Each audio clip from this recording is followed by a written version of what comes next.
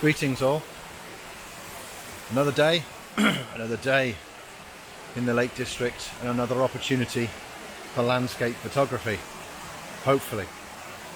Today I'm actually going to try and climb part way up the Langdale Pikes. My destination is Stickle Tarn. If I get to Stickle Tarn and I'm not too exhausted, then I might go a little bit further, but today that's the destination, Stickle Tarn. And I've got really bad hair. Never mind. Right, let's go to Stickle Tarn.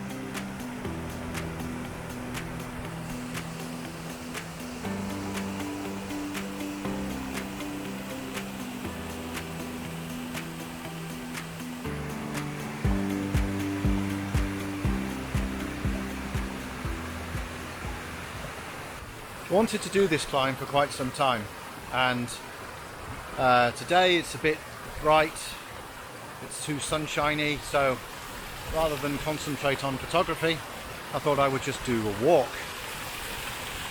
But that walk has turned into photography, and principally because all the way up this walk I have been hearing falling water, and I've grabbed a few images, a few minutes of B-roll, and that's what I've been showing at the beginning of this video. But I've also got my camera out as well, and I've got my camera out because I'm trying desperately to encapsulate that noise that I can hear in my ears. And I've done a lot of workshops with landscape photographer Steve Gosling. One of the things that Steve preached to me was to photograph what I feel as much as what I actually see. And what I feel right now is what I can hear in my ears. I can hear rushing water, I can hear gurgling water. The light is bright. When I look at bodies of water, I can see little droplets. So in trying to create a photograph that sums up where I've got to on this walk, that's what I'm trying to grab. And there's a scene down here just behind me that really encapsulates everything that I can hear in my ears and everything that I can see with my eyes. Yes, it's a fantastic landscape, but what I can hear is dominating in my mind, and that's guiding what my eyes are looking at. I have looked at the scenery around me, but I mean, you can see the sun on my face. It's so bright and so harsh that, yeah, it looks lovely, but it doesn't look lovely enough to create a photograph. But what I can hear, that is lovely enough. So let me turn the camera around and show you what I found. So what I found here is a little vignette. It would be very easy to take pictures of the big bodies of water, the big falls, but trying to compose those bigger falls into a pleasing image is actually quite a challenge. What I found here is just a little piece of what's going on. It's a little piece that contains elements that frame it and that hopefully encapsulate everything I can hear with my ears. So I can't zoom this particular video camera in, but you can see on the screen there you've got a little body of water falling, two triangular pieces of rock that frame and point towards the small falls. Then bottom left hand side there's another angled piece of rock which points into the frame. On the right hand side where the water is splashing you have another triangle points you into the frame, and then right at the very bottom I've got again two triangles which point you into the frame. It just helps, I think, to focus the viewer's mind on that body of water and what it's doing. Whereas this is on a completely different level. This is unbelievable.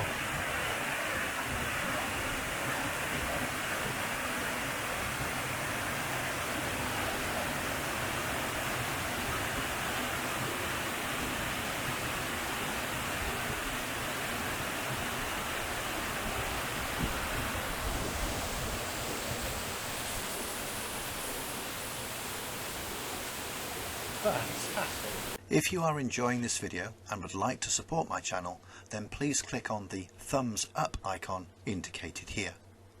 To be notified when I upload new content, which will be every 2 weeks, then please consider subscribing. It's free and you can unsubscribe at any time. As well as subscribing, click on the bell icon and select all in order to get these notifications. All updates for new videos appear here on the top right hand side of your YouTube homepage. I hope you can hear me over the noise of all this water. I actually made it to Stickle Tarn, sat and had some lunch and rested for a bit because I'm nowhere near as fit as I should be, but I'm on my way back down and I'm still looking for those little scenes that encapsulate what these can hear, and I've found another one that's just behind me. The one that I looked at previously, the one with all the triangles, was lovely because it contained moving water, but it didn't contain splashes of water. The scene behind me contains splashes of water, and I've kind of been keeping my eye out and looking for it all the way down. I've actually come off the beaten track quite a bit, come a little bit up the hillside and just explored one of the water courses, and that's what revealed this little scene behind me. So let me spin the camera around and talk you through it.